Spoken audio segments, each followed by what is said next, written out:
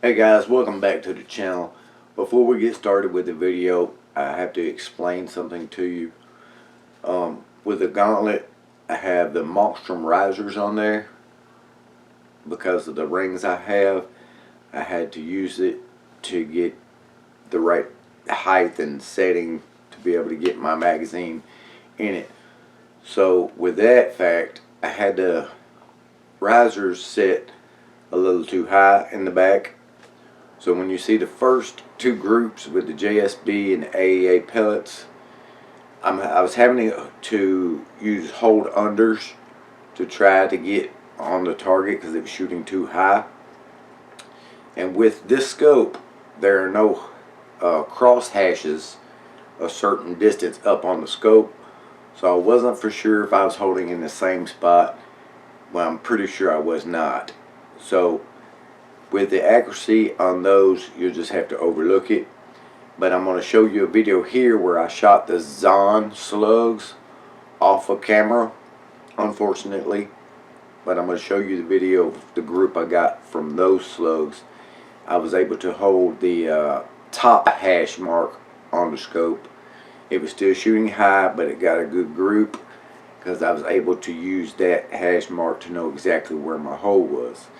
And the air was low due to the first two magazines I already shot, so the speeds weren't quite as fast as the pellets were. They were shooting over 1,000 feet per second, and I think that was too fast. Need to turn the gun down some more. So with that being said, here's the video. Guys, here's a group with the Zon slugs at 50 yards. I just held my the top line of my crosshair that I could see here. We're still high, but that's the best group at 50 yards out of the Gauntlet 30 cal with the Zon. I believe they're 45 grain slugs. That's not too bad. I think I could tighten that up. All right, up in the frame.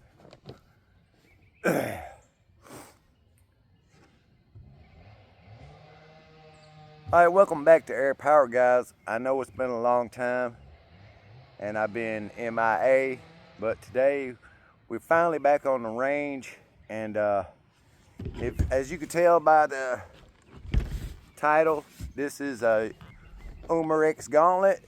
This is the Gauntlet 2. This is the SL, the side lever, 30 cal, and I'm not very fond of Umarex, but you know, I gave it another try, and as you can tell, this one does not have the bottle cover on it, because when I got this rifle, the bottle was loose. Tried to tighten it and it just kept hitting the bottle cover, and I had to remove it. I could have sent it back, but it was more trouble than it was worth to try and send this back, because I would have had to go an hour out of the way to get the label. Anyway, we're gonna test this at 50 yards, see how it does. This has the Donnie FL, the Fat Boy on the end of it, 30 cal, and we're gonna go with some JSBs first. These are 44.75 grain, and we're just gonna see what this can do here at 50 yards. I have the chronograph set up for you. I do have the hammer spring turned down a little. I guess it's the right way. It was the only way I could turn it, because it was shooting really hot when I first got it. And I don't know where this is going to be going at 50 yards. Hopefully we get close to the targets so you guys can get a good group. And I mean, I guess I might as well start this, right? And here we go, I guess. 50 yards, the first shot. I'm going to go for that left side target.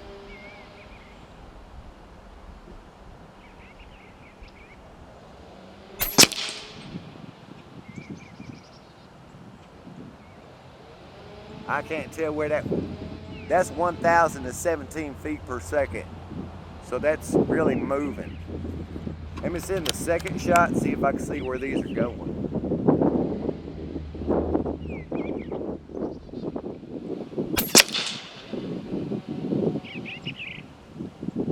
I think I'm really, really high. Let me go and look at that. That was 1,002 feet per second. Yeah, so those are going really, really high.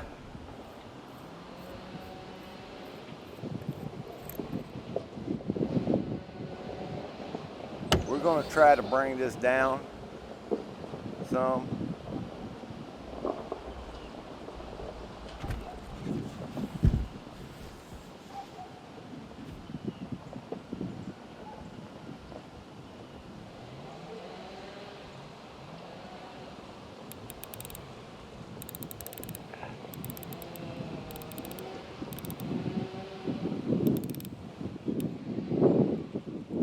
That's as far as I'm going. So I'm going to have to try to use holdovers, I guess.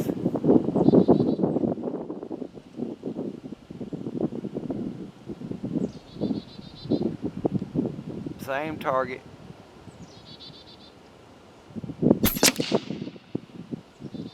Really, really high still. I don't have the Allen wrench to bring this adjustable thing back or anything. We're just gonna group it right there, I guess.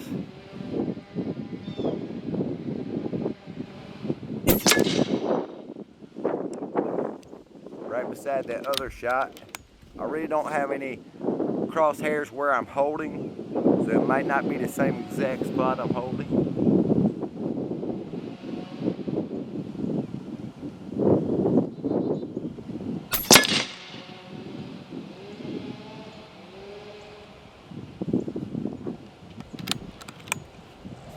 That's 1,002 feet per second I still got on there.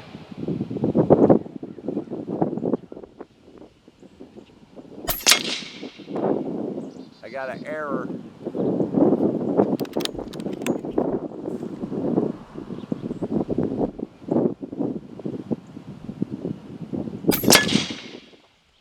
(1,001 feet per second). It's kind of hard for me to see where these are going, and that's the end of that magazine. I really wish I could adjust this.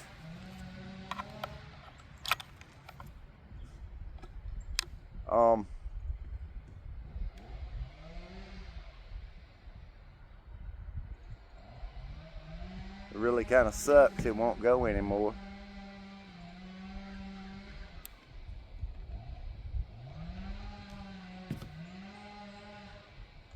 So what I'm gonna do is I'm gonna switch to the AEA. These are 45 grain, and I'm gonna just hold the very top of the scope as far as I can. And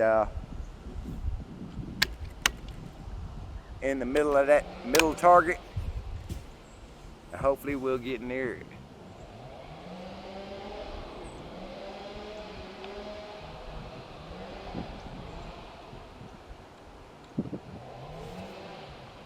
Safety works.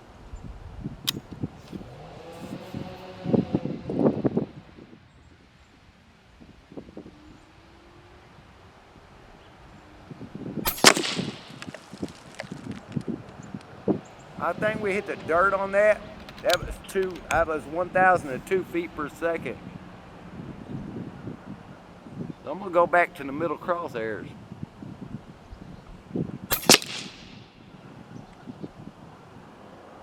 And that went high, 1,012 feet per second.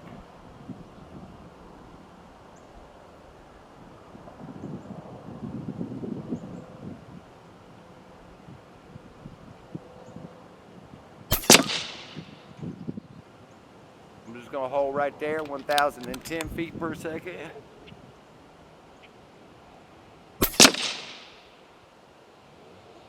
(1,013).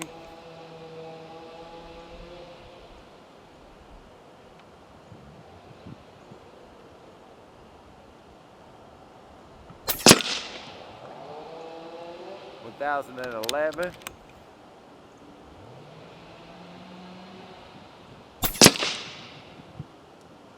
1012.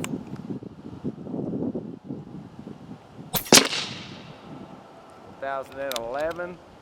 That's the end of that magazine.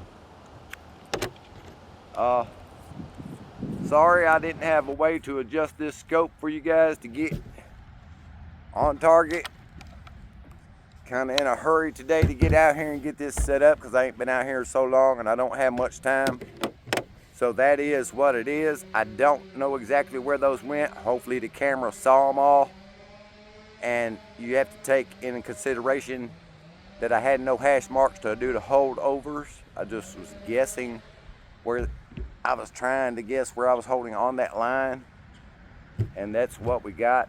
We'll try to do better in the next video. So that's what we got. It's still moving really fast. I may try to turn the hammer spring down a little more, but I'm not impressed with the Umarex. It may be just the scope needs to be adjusted back down, but still not impressed with the quality, with the way the bottle and the bottle cover was there. Anyway, that's what we got. Air Power's out.